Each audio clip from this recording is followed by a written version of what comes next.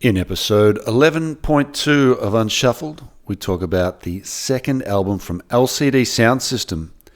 It's called Sound of Silver. Let's check it out.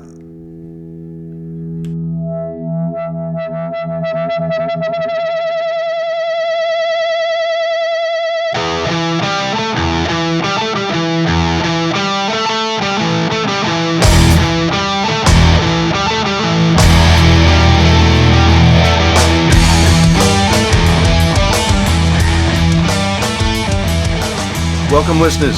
Welcome to Unshuffled. Good to have you. And we've got a fun episode lined up today.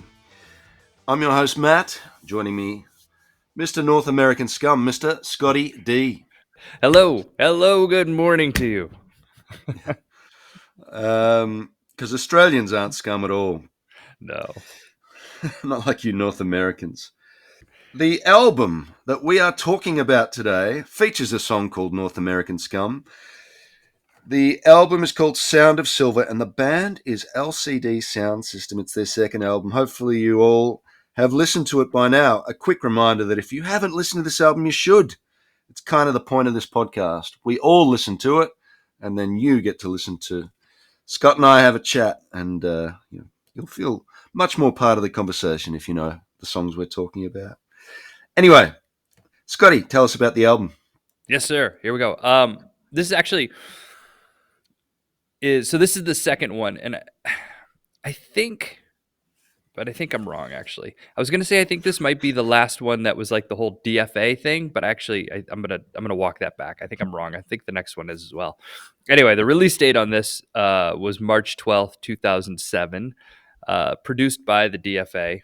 That's that collaborative of James Murphy but I think it's just James Murphy at this point. I think the other guy's gone off and done his own thing. The label is DFA, but then it's also on Capitol. Recorded in Massachusetts, this album feels super New York centric, which is interesting that it was recorded in Massachusetts. And then the lineup, here we go. So the lineup, James Murphy again. It's Tim Goldsworthy's the guy I was thinking of. He's sort of removed from the picture. He was the other part of DFA. But anyway, they got Patrick Mahoney on drums. He was there last time. They've got Tyler Pope, who was also there last time, kind of doing some guitar bass, but he's also on the Fun Machine. Lucky him. He says. And then we got Nancy Wang doing some yells, and I think she does the yells actually in North American Scum. Yeah, I love those yells too. We might get back to those later. I think that's her. Yep, I think it is. I bought the CD, and the packaging is awful. It's just a cardboard sleeve with no liner notes or anything, so slightly disappointing. I guess that's the way of the world these days. I don't have anything about the album artwork, actually. Who was it? Who do you know anything about it? Well, I know I've seen it. I mean, you've got that picture, that security camera or whatever, but is it just... Look, it's probably somewhere. I haven't, normally I go to the CD for that, but there's nothing mentioned on the CD about who took the picture or anything. So, no, can't add anything. All right. There it is. I quite like the cover, though. Mm-hmm. That off-center security camera. Yeah, I don't know. There's making some statement or other. I'm sure. It's got silver there, so it's in the themes with the silver, and not a bad cover in an otherwise terrible CD package. Boo. I like it when they bands put a bit of care into their physical products, but anyway. No, I'm with you. Yeah. I think, though, in their defense, this album came out at a time when we pretty much the CD was pretty much dead. Yeah, I hear it's making a comeback. Well, I'm doing my best. I don't know if it's you alone doing all the legwork on this, but I'm trying. All right, so we no longer talk about every song in detail, but one song that we both will talk about is the opening track. That'll kick us off, and then we'll look at a few other categories after that. But let's talk about the opening track on this one. You want to take it away, Scotty? Sure. Yeah. Yeah, no, this was an interesting one. I don't know what your listening experience for this album was, but it's still cold here. It's like 2 degrees right now this morning. But it was just kind of it's been sort of dark and dreary and rainy. And I don't know what it is. This album wasn't the right one to listen to when it was dark and dreary and rainy. But once that sun started to come out, I don't know, it felt like it fit the mood a little bit better. So I kind of really only just started to get into this song, I guess. It kind of has this sort of 70s David Bowie, Brian Eno sort of feel to it.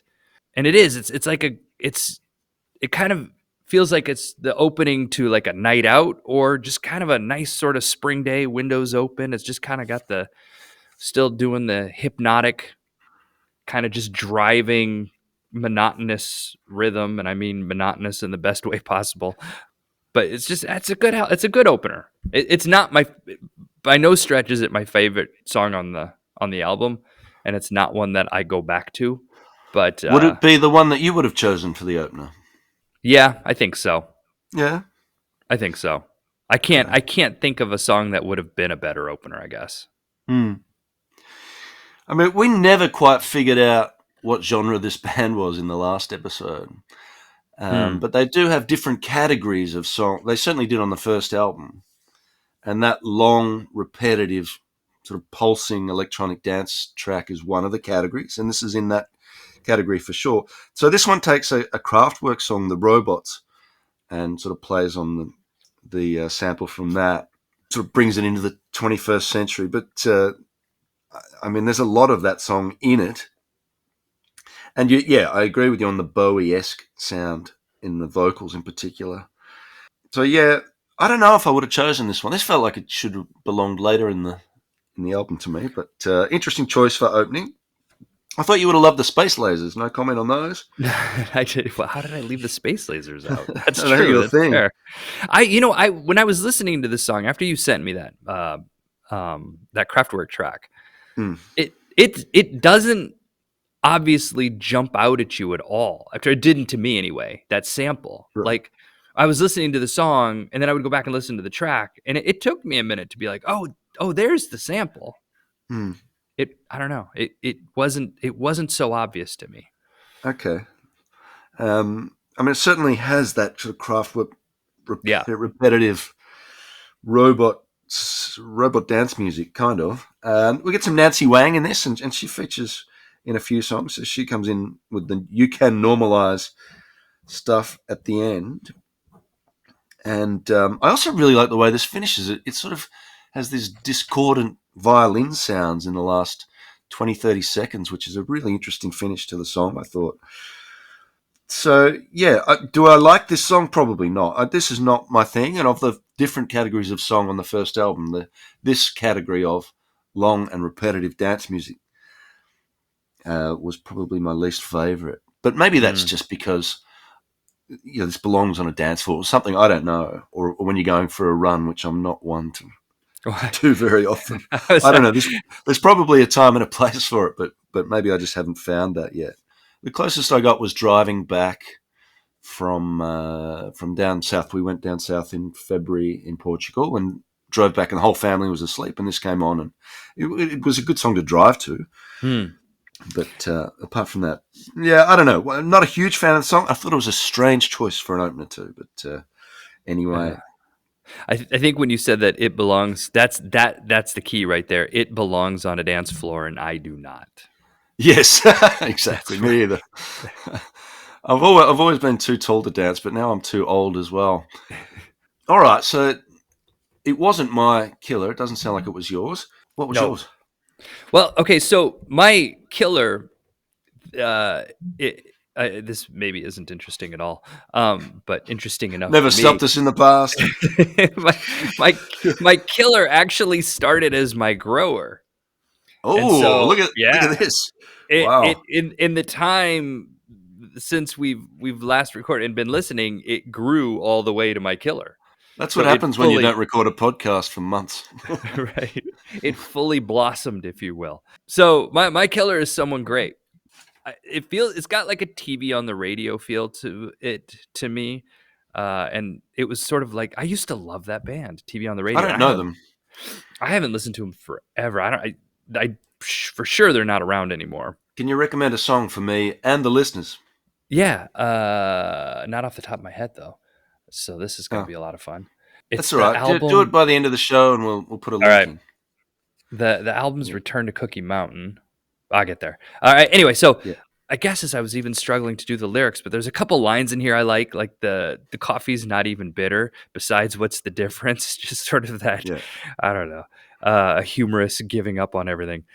It as I said, it started as my grower, but I like I like the melodies. There's like this effortless way to how he's singing. Mm. It In fact, the way he's singing sort of reflects how I feel right now. Just kind of how it's just somehow like it just sort of the momentum is taken over and is just pulling the words out of him. Um, it it's sort of the singing style matches the mood, and I'm down with the bleeps and the bloops in this song. I like how they Mm. come together. I like how they work. I think that so in the end, it's kind of there's this sort of joyous melancholy how I would describe his vocal style. Right. Right? There's a tongue in cheek humor to the way he's singing, kind of a wink wink nudge nudge. I feel maybe I'm wrong, and then just sort of the kind of this just effortless, almost bored singing style that I don't know. I really like it. The song ended up just kind of taking it for me. I one thing I could never work out about this song was whether it's about a breakup or a death, Hmm. and maybe that's sort of deliberately ambiguous. Certainly about loss, and it's a big change of pace. But yeah, some beautiful lyrics. Um, the band for me that came to mind was, remember MGMT? Oh yeah. I mean, kinda. They had some big hits. I don't know. There was something about the just playing on that sample or that sound over and over. I don't know. But yeah, very sad song, and well done, well done. Wasn't my killer though. Mine was. I guess this grew on me in a way too, but it's track 7. It's called "Watch the Tapes." I don't know if that's going to feature in any of your lists or in your categories, but I loved "Watch the Tapes," and the band that every song on this album reminds me of a different band. This one was Eagles of Death Metal. Hmm. Uh, just a fun song with the woo and in the chorus and the woohoo. So it's fun, and the lyrics are very funny. We're high on lemon sips and all that stuff. This is his block nose singing voice, so we heard that a few times on the first album. But it's a shorter song. It's a punkier song. There's some variation in it, so it's not just one thing repeated over and over. And I think that's why it's my favorite. I didn't I guess with this song Watch the Tapes I didn't have as much to say on it other than I like sort of just where it came in the order of the Yeah, like it's just sort of all of a sudden this blast of like this kind of short punky yeah, in the middle of between what Sound and Silver and Us versus Them. yeah, Both of I guess Us versus Them is sort of like this long kind of more epic piano disco dance house thing, and then all of a sudden you hit them with Watch the Tapes, and I yeah, just like the way that it's where it fits. yeah, yeah. I mean, North American Scum was the other one I really liked. That was almost my killer, and it was a Mm. similar, shorter, upbeat guitar driven song, and with Nancy Wang with her sort of cheers and as well.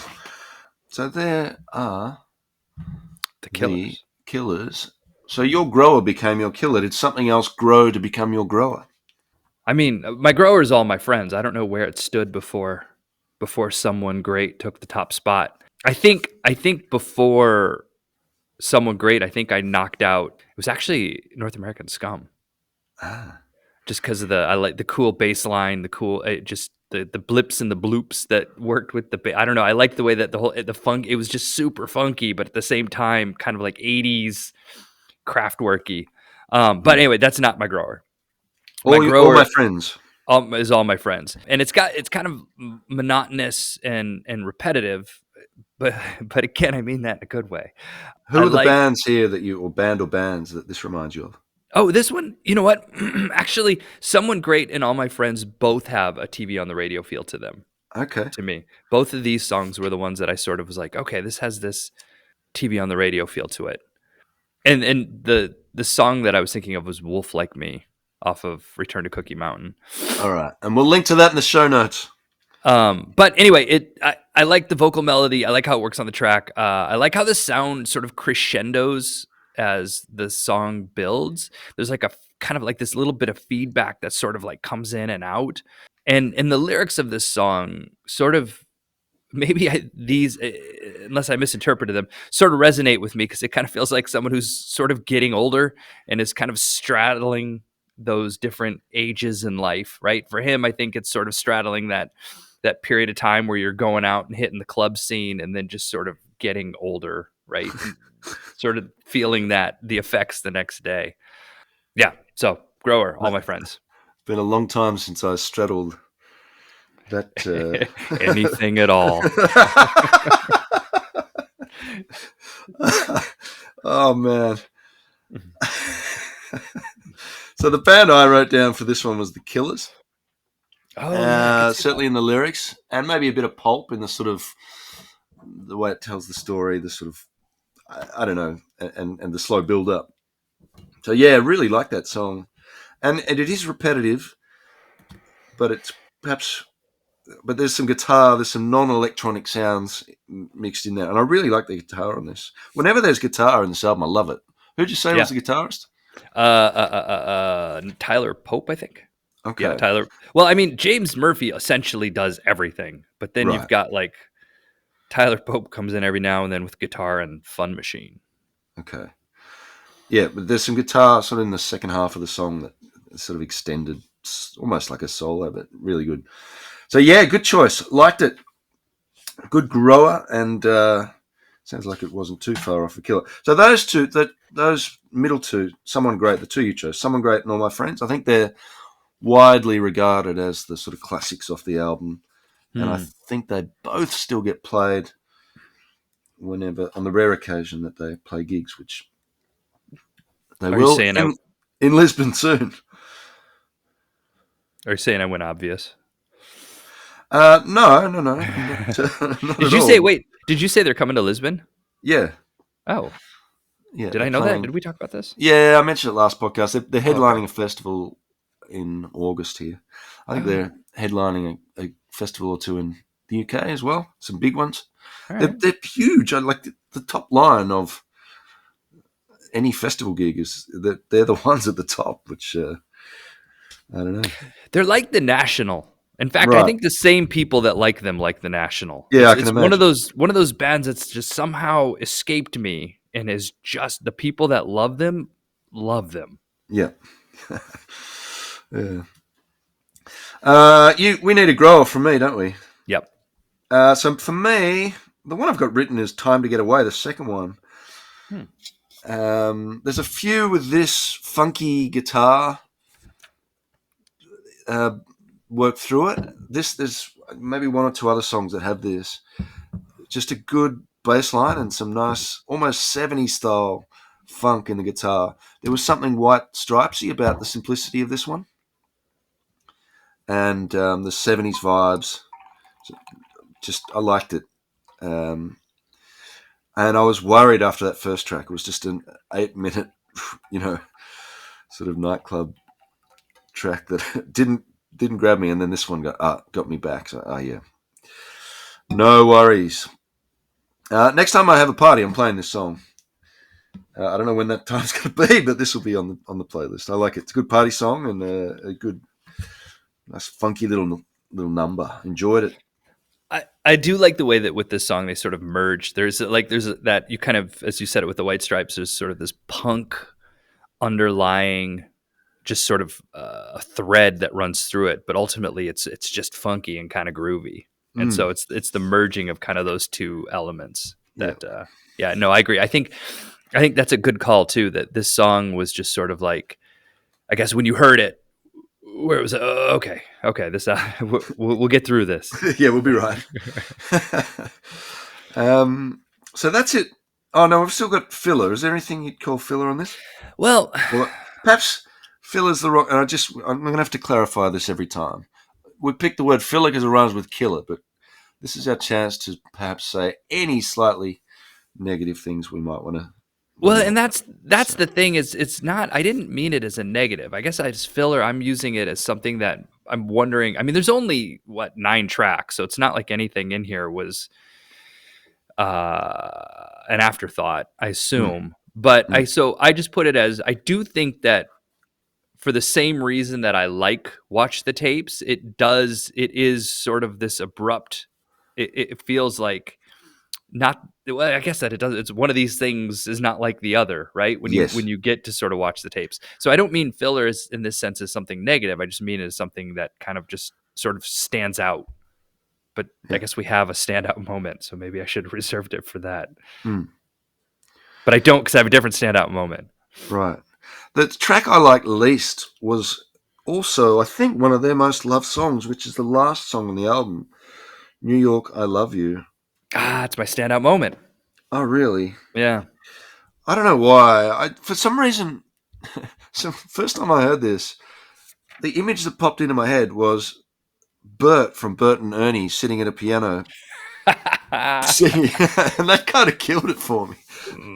That's Uh, awesome. um, so I couldn't take it seriously after that, and it felt kind of Broadway or something. I don't know. It was a bit Ben Folds Ivy or something. So yeah, I basically after about 4 or 5 listens, I just sort of stopped. For me, I don't know. It's possible that I was projecting on this song. I like it. See, it and Watch the Tapes, both of them are starkly different from everything else on. And I guess Watch the Tapes isn't really even that different, because it's kind of similar to North American Scum in its style. But this song is completely stripped down and vastly different than anything they've done. I think what resonated with me, and this is where I'm not sure if I'm projecting, is that I know so many people from New York who, I've only been to New York 2-3 times in my life, and they all refer to this sort of cool New York that's gone, right? Right. This sort of edgy, grimy New York that has all but disappeared. And this Mhm. song seems to be lamenting that, right? The loss of that New York. Now, personally, I I call bullshit on all these people and their memories of this New York that never exists, and it just seems convenient that I go to New York and they're all just like, "Oh yeah, but that's not New York. You should have been in New York 20 years ago." Well, I can't. Yeah. You know what? I can't be in New York 20 years ago. So shut up. Anyway, so maybe that's my filler, because I don't know. It happens to cities all over the world. I feel the same about my hometown of Melbourne, but so I guess it's a common feeling. Gentrification, right? yep, yep. Thankfully, we haven't quite got there with Lisbon, although it's happening. Oh, but I did want to add the one thing I really, that song, the drums, the sound of the drums, it totally sounds like, and I don't know if it's sampled or if it's just mic'd up and that's the way that they set it up, but tell me the drums don't sound like Ringo's drumming from Abbey Road album. Oh wow, Like I didn't think of that. like specifically come together. Okay, Like there's that sound, that very sort of distinct kind of sound to the drumming when it right. comes in. Okay, hadn't noticed it, but we'll link to come together as well, listeners. You can compare straight away. Nice observation. Didn't pick it up though. Speaking of sound, one thing like that I'm not used to that this album has a lot of that I think I could grow to enjoy is the sound of an electronic bass line. Like there's some really good bass throughout this album, and a lot of like I don't know. There's some real oomph in some of those electronic. Like, what do you call it? Those bass heads? They're called, right? People who love that stuff. Yeah, there Maybe was, in fact, just an article. that was basically the article. I just read it a couple days ago, and it said bass players, your time is done, and it was talking about AI generated electronic bass and how awesome it Right. is. I'm sorry to So hear that. yeah, I guess that's where we're going. But yeah, I do like the sound of it. And I like this album overall. We'll get to our thoughts. We need to discuss the standout moment. You got one? Yeah, it was Ringo's drums on. That's it. Yeah, that was my standout moment on New York. I love you, but you're bringing me down. All right. Well, Ringo's drums, and then when the bass comes in at the end too, it also has. I don't know why I was thinking Beatles with this, but it even has like that Paul McCartney sort of bouncy bass line, Okay. also from Abbey Road Mm-hmm. or Lady Madonna even. Oh, yeah. Yeah, I know the one you mean. Um, Standout moment. Phew. I think it's just a woohoo. That's my favorite bit. In Watch the Tapes. Lyrics, favorite lyrics. I thought the lyrics generally were good. I did He too. writes a he writes a good lyric. This guy, sometimes fun and funny, and every now and then just finds a really um, you know deep and emotional sort of side of himself as well. Someone great. I love the lyrics in that, and the way it captured the way life feels mundane after you know it was so well written. So what lyric? Yeah, maybe that one about the coffee you mentioned. Yeah, I had that. I had that one, and then North American Scum was the one that resonated with me the most. Or not resonated. Sorry, that stuck with me because there was a line in there where far from North America, where the buildings are old and you might have lots of mimes. And Yeah, I love that one. at first thought I thought it was just lazy, but then as Right. I listened to it more, I'm like, oh no, you're talking about Europe. I get it. I get Yeah, they're everywhere. Every time I walk out, there's a mime out in the street. Okay. And what were they thinking? Have you got a what were they thinking moment? I wrote down "Sound of Silver," the song, but I'm not. I It's don't know see, why. you've been saying, "Oh, that's very different. That's very different." This was the one that was very Yeah, different. I you're mean, the right. last 3 or 4 minutes, man, that was so different. I thought. I guess what I wrote on this song is this song is growing on me. I have no idea what the hell is happening though. That, I When it love. when It grew on me as well. It was almost my grower. It when it felt like, comes in, my head starts bopping along. yeah, You can't sit, and then I just said you can't sit for this song. Like even if I'm in my chair, I just kind of things just I just start. The bass comes in, kind of starts funking it all up. yeah. And but then the last 3 or 4 minutes, there's this ambient section that it reminded me of that feeling. No one listens to the radio anymore, but you'd be sort of sometimes you couldn't sleep. You'd flip through the radio and you'd find just some weird thing on public radio or at 3 a.m. that some sort of weird DJs put on. You know, what the hell's this? And you give it a listen. Oh, it's actually I don't mind this. You can drift off to sleep, Yeah. or just sort of I don't know if it's like like a nightclub at 4 a.m. where most people are gone home. I don't know, but I did that was perhaps my what were they thinking moment as well. Now that you mention it, but I enjoyed it. I quite liked it in its own way. Can I make an observation about this podcast? Yes, Uh, please. we've we've we've referenced nightclubs so many times in this episode. Don't truthfully, when was the last time you were in a nightclub? Ah, oh, I know my answer. oh man, how many countries ago? I don't know. Mine was 2003, Valencia, Spain. It was and I remember. Here's why I remember. Here's why I remember. It was a nightclub. 2003. Yeah, here's or maybe four. I don't know. Before this damn album came out, and it was. I remember the nightclub because it had like sharks in the wall. The wall was made up of like fish tanks, and so there were fish in the wall. Right. Somehow this nightclub burned down.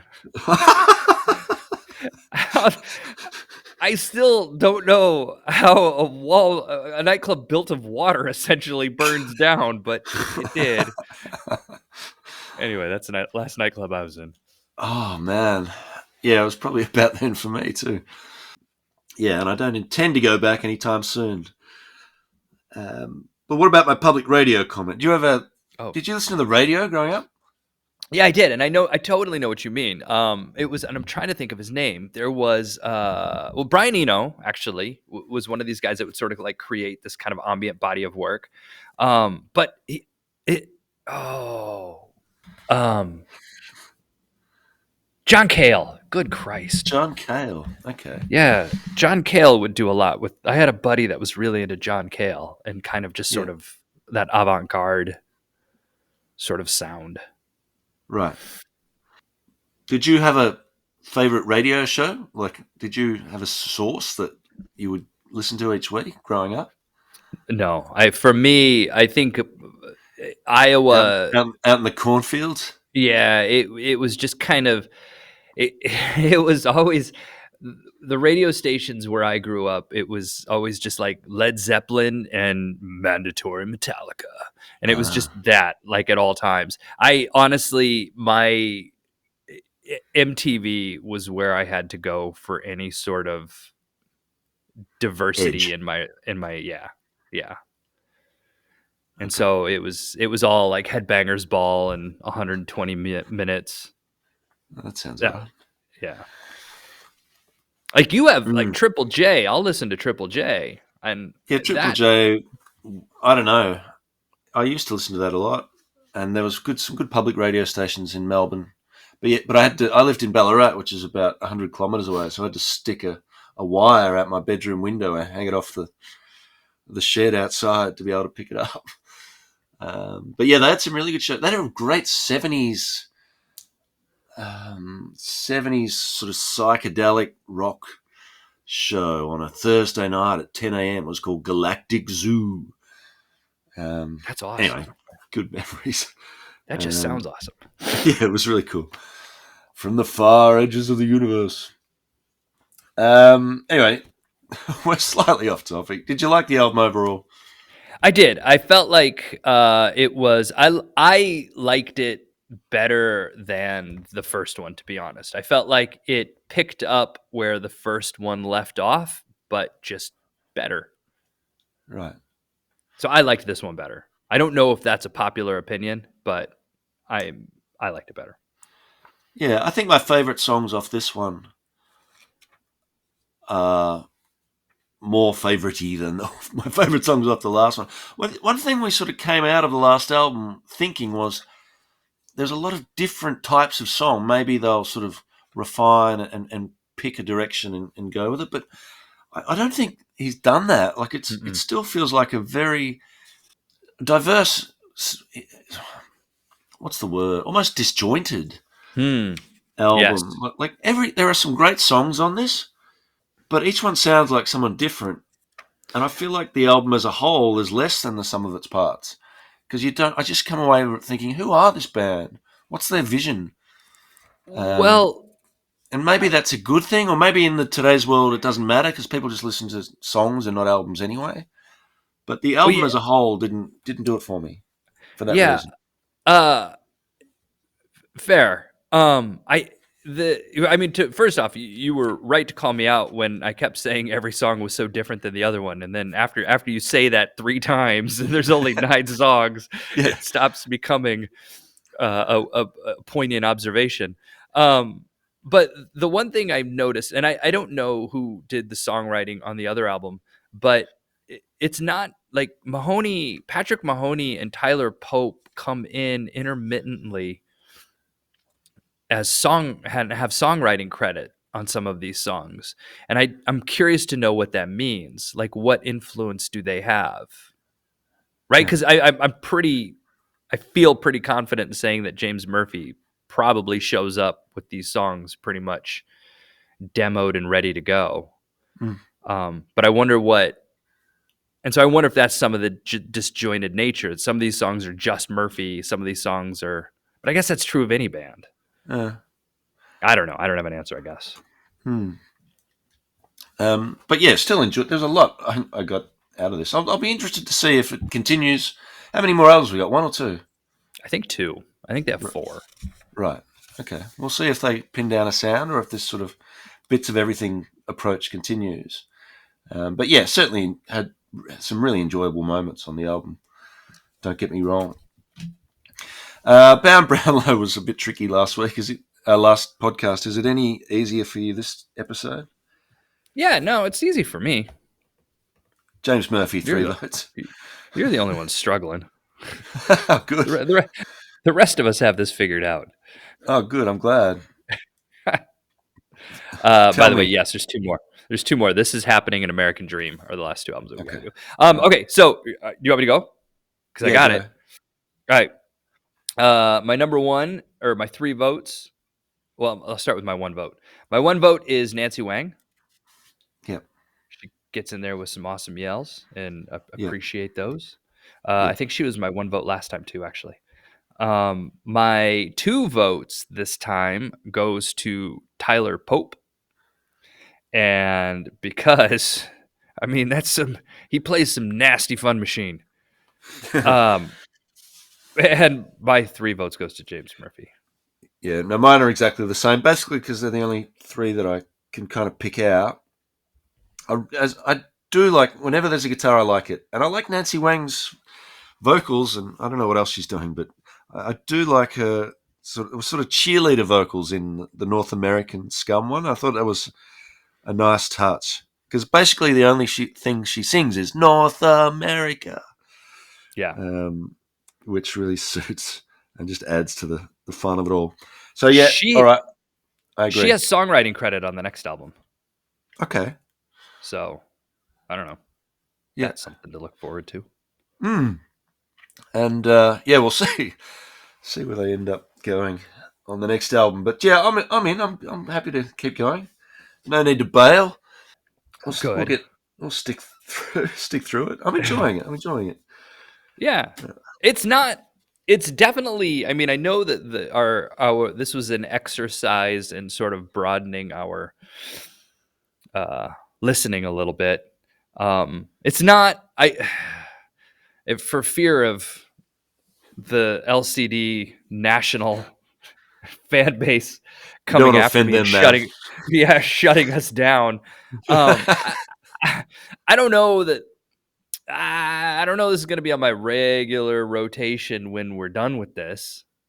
Yeah. Nothing yet has sort of worked its way into my I'll be coming back to listen to this, right? Like I still to this day, if when the mood hits me, I Atomic Bitch Wax comes out Yeah. still with some pretty regularity. Yeah, me too. And Gojira And Gojira, right? and whenever I hear Ghost, I'm happy to hear them too. Yep. I don't know if this will be the same, but we'll see. There's still 2 more albums. For me, it's all building up to the gig at the big festival in August. I think live is where they'll really shine, this band. So I'm looking forward to that. I think you're right, actually. And there's they have that live.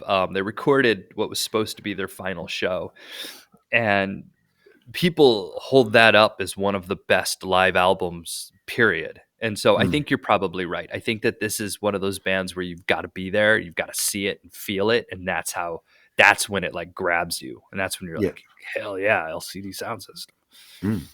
But I think when you're just like an old guy listening through his headphones while you're doing dishes, it's maybe not the same.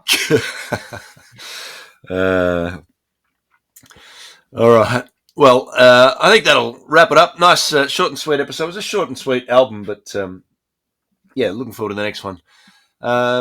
Anything further to add? You want to tell any stories from Queens of the Stone Age, or?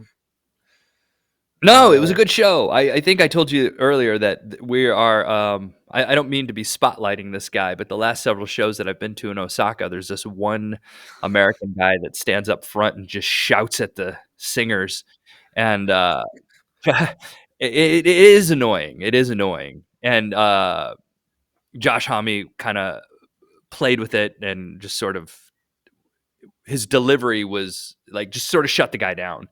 And I did just go see Wilco 2 nights ago, and the guy he really upset Jeff Tweedy, made Jeff Tweedy angry. But now I'm realizing when I go to the shows, I'm just kind of wondering, I'm kind of going to see this guy too now. You have to go to every show, Yeah. every band that's in town, just in case he's there. Or maybe this will shut him up. Maybe, yeah. If he's listening, knock it off. That'll do, buddy.